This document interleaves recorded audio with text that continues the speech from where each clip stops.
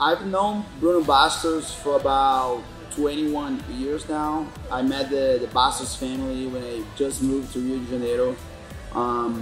I actually competed against his brother Rico Bastos in a finals of Worlds 1999, and it was cool because I come from a set of brothers, and it's always cool to meet all the like Jiu-Jitsu brothers, you know, and of course they come from the huge team that they had, and they were beating a lot of our guys. So there was no way I would have moved to Rio de Janeiro not knowing the Bastos brothers.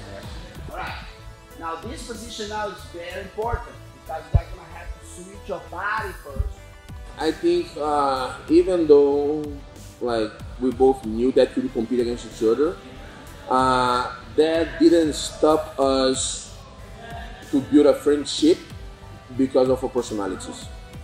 You know, like I remember that he competed against my brother, final of the World Championship back in '99, and then he ended up beating my brother on the final.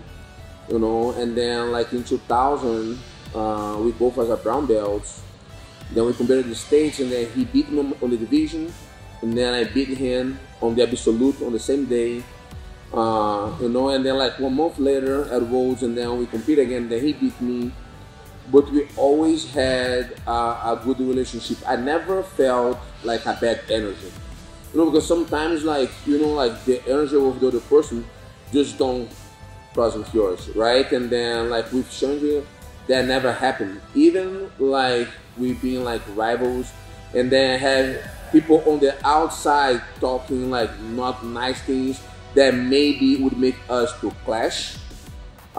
We kept that just like on the competition match, and like I remember we since like young age, and then becoming like a black belt, and then it's still like early 20s as a black belt. After tournaments, always hanging out together.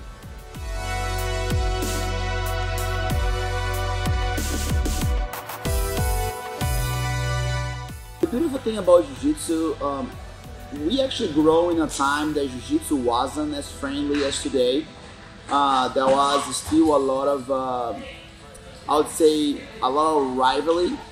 But just watching, you know, the mannerisms and the values of the Bastos, especially Bruno, you know, the older brother and everything, it just matched my my personality, you know. We had friends in common, and also I have always been the type of person that the patch we wear is just in our gi, you know, it's not really who we're made of. And I made a lot of friends, not just from their team, but many different teams.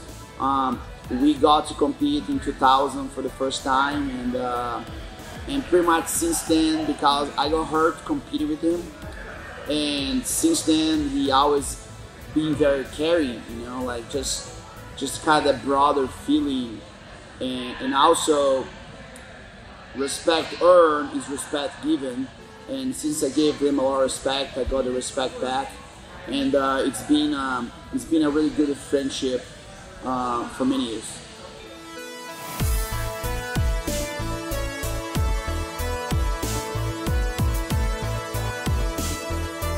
What's important with seminars is always be able to think outside the box.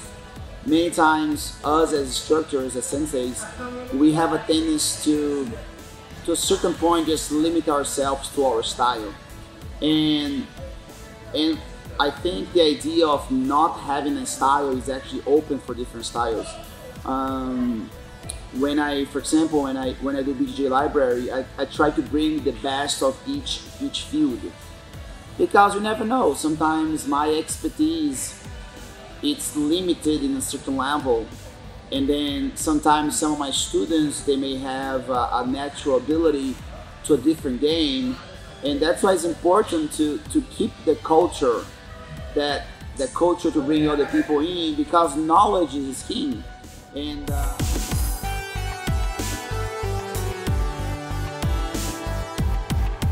so a lot of times we bring outside expert not to change who you are, but to give them a broader perspective of Jiu-Jitsu, you know, of movement, of approach, ways of teaching, mindsets, you know, and that's why it's very important to our students to be able to to not just get the information that's channeled to them, but something that's outside of their own world.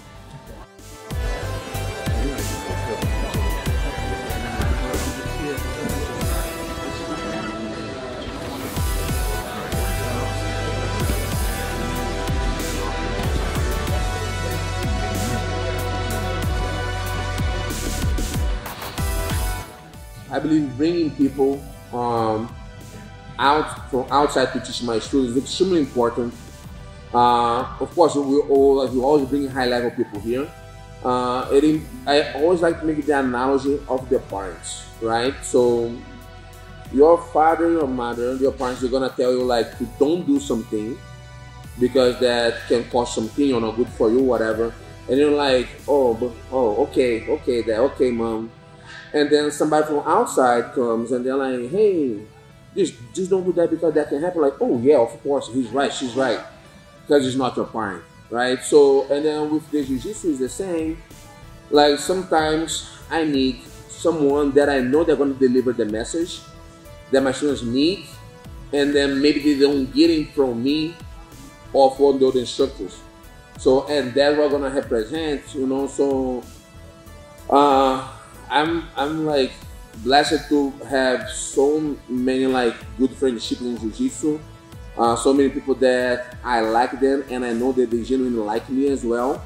So we can make things like this happen, and then provide to my students not only by saying but like by actions, like providing the very best Jiu-Jitsu for them.